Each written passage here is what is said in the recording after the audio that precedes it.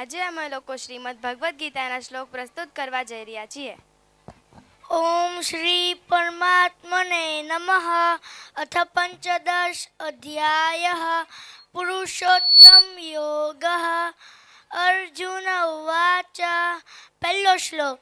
ઊર્ધ્વમૂલમધઃ શાખં સ્વથં પ્રાહુર્વ્યયં છંદાસી યસ્ય પર્ણાની યસ્તં વેદસ વેદવિત.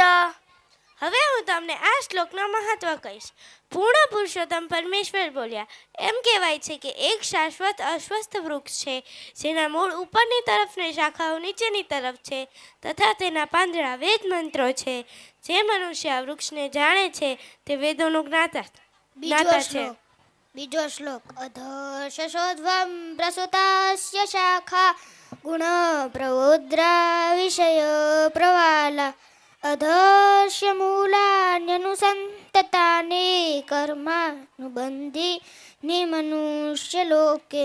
આ વૃક્ષની શાખાઓ ઉપર તથા નીચે પ્રસરેલી છે અને પ્રકૃતિના 3 ગુણો દ્વારા પોષણ પામે છે. તેની ડાળખીઓ ઇન્દ્રિયોગોના વિષયો છે.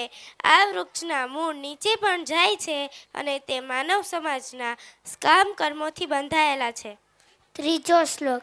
ન રૂપમસ્યેહ તથોપલભ્યતે નાન્તો ન ચાદિન ન ચકંતધિષ્ઠા અશ્વત્થમેનં સુવિરૂઢમૂલમ અસંગ શસ્ત્રે ન દઢે ન ચિત્વા.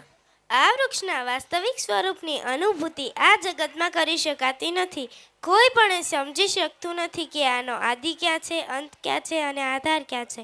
પરંતુ મનુષ્ય આ સુદૃઢ મૂળવાળા વૃક્ષને વીરગતિના શસ્ત્ર વડે દ્રઢ નિશ્ચયપૂર્વક કાપી નાખવું જોઈએ.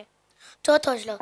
તત પદમ તત્ પરિમાર્ગિતવ્યમ યસ્મિન ગતા ન નિવર્તન્તિ ભૂય તમેવ ચાદ્યમ પુરુષમ પ્રપદ્યે યત પ્રવૃત્તિ પ્રસુતા પુરાની. ત્યાર પછી તેણે એવા સ્થાનની શોધ કરવી જોઈએ કે જ્યાં ગયા પછી પાછા આવવાનું રહે નહીં, અને ત્યાં તેણે પૂર્ણ પુરુષોત્તમ પરમેશ્વરનું શરણ લેવું જોઈએ કે જેમનાથી અનાદિકાળથી દરેક વસ્તુનો આરંભ થાય છે તેમજ વિસ્તાર પણ થાય છે. પાંચમો શ્લોક. નિર્માન મોહાજિત સંગ દોષા અધ્યાત્મનેત્યા વિનિવૃત્ત કામા દ્વંદ્વે વિમુક્ત સુખ દુઃખ સંગેર ગચ્છન્ત્યમૂઢા પદમં વ્યયમ તત. જે મનુષ્ય મિથ્યા પ્રતિષ્ઠા, મોહ તથા કુસંગથી રહિત છે, જેઓ શાશ્વત તત્વને જાણે છે, જેઓ દુન્યવી કામવાસનાથી નિવૃત્ત થઈ ગયા છે, જેઓ સુખ દુઃખના દ્વંદ્વથી મુક્ત થયેલા છે અને જેઓ મોહરહિત થઈને પરમેશ્વરને શરણાગત કેવી રીતે થવું તે જાણે છે, તેઓ તે શાશ્વત પદને પામે છે.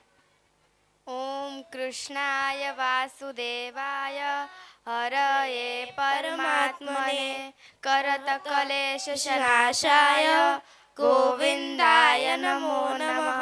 અસ્તુ.